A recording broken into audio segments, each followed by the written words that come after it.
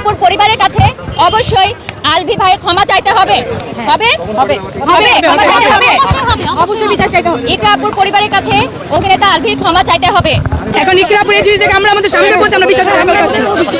এখন ইকরাপুর এই ঘটনা দেখে আমাদের স্বামীদের প্রতি আমাদের বিশ্বাস হারাই ফেলতেছি।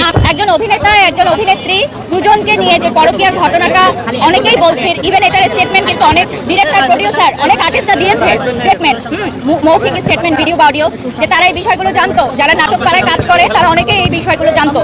তো আমি সেই অভিনেতা আলভিকে রিকোয়েস্ট করব যে আপনি আইনের যে দ্বারস্থ হন, আপনি যদি নির্দোষ হয়ে থাকেন সেটাও আপনি প্রমাণ করেন যে আপনি নির্দোষ। এই ঘটনাটা দোষীকে তাকে সামনে নিয়ে আসেন। উনি কেন আইনের আওতায় নিজেকে নিচ্ছে না? উনি যে স্টেটমেন্টগুলো দিচ্ছে এগুলো আমাদের জনগণ মেনে নিচ্ছে না। উনি যে স্টেটমেন্টগুলো এখন পর্যন্ত দিয়েছেন, এছাড়া যে অভিনেত্রীকে জড়িয়ে নামটা এসেছে সেই অভিনেত্রীও যে অডিও কলের যে স্টেটমেন্টটা দিয়েছেন এবং তার বাবা যে স্টেটমেন্টটা দিয়েছেন সেটাও কিন্তু কথার সাথে কাজের মিল নেই। ঠিক আছে, তাহলে আপনারা আইনের দ্বারস্থ হন। আমরা আইনকে শ্রদ্ধা জানাই। এটা হত্যা না আত্মহত্যা, এটা আমরা সুষ্ঠু তদন্ত চাই, বিচার চাই। আগে তদন্ত শুরু হোক। ইকরাপুর পরিবারের কাছে অবশ্যই আলভি ভাইয়ের ক্ষমা চাইতে হবে। হবে হবে হবে ক্ষমা চাইতে হবে, অবশ্যই বিচার চাইতে হবে। ইকরাপুর পরিবারের কাছে অভিনেতা আলভির ক্ষমা চাইতে হবে অবশ্যই, যেটা এখন পর্যন্ত সে ক্ষমা চায় নাই। তোমরা দেখছো কেউ উল্টা ব্লেম করে গেছে যে যাতে পরিবার দেখতে দেয় নাই তাকে, দেখতে উল্টা সে ব্লেম করে গেছে।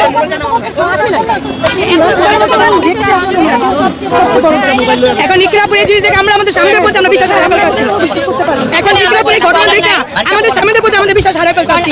আপনারা যারা মিডিয়া সাংবাদিক আছেন তারা এটা বেশি করে প্রচার করবেন যে আরেকটি বিদায় না নেয় এই দুনিয়া থেকে। একটি বাচ্চার মা, একটি ছোট্ট বাচ্চার মা, নিষ্পাপ বাচ্চার মা যেন কখনো বিদায় না নেয়। এখানে আমরা অনেক মেয়েরা আছি যারা সোশ্যাল মিডিয়াতে কাজ করি, অনেক পেছনে আমার অনেক আপুরা আছেন যারা আমাদের এক ডাকে এসেছেন, যারা অনেকে হাউস ওয়াইফ বিজনেস করছেন, যারা সোশ্যাল মিডিয়ার সাথে যুক্ত না, কিন্তু তারপরও ইকরাপুর পরিবারের সদস্য না হয়ে ইকরাপুর বন্ধু বান্ধবী বা কখনো হয়তো ইকরাপুরকে সামনে থেকেও দেখে নাই, তাই না?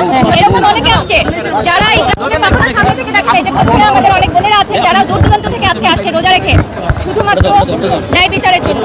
এবং ইকরাপুর মার সাথে যাদের কথা হয়েছে এখানে অনেকেই ইকরাপুর মা একটা কথাই বলেছে যে আমার মেয়ে আত্মহত্যা করার মতো নয়। একজন মা জানে তার সন্তান কেমন। একজন মা যেটা স্টেটমেন্ট দিয়েছে যে আমার মেয়ে আত্মহত্যা করার মেয়ে নয়, এটা হত্যা করা হয়েছে, তাহলে এটার একটা সুষ্ঠু তদন্ত আমরা চাই। আমরা মেয়েরা একটা সুষ্ঠু তদন্ত চাই, যেটা আত্মহত্যা না হত্যা।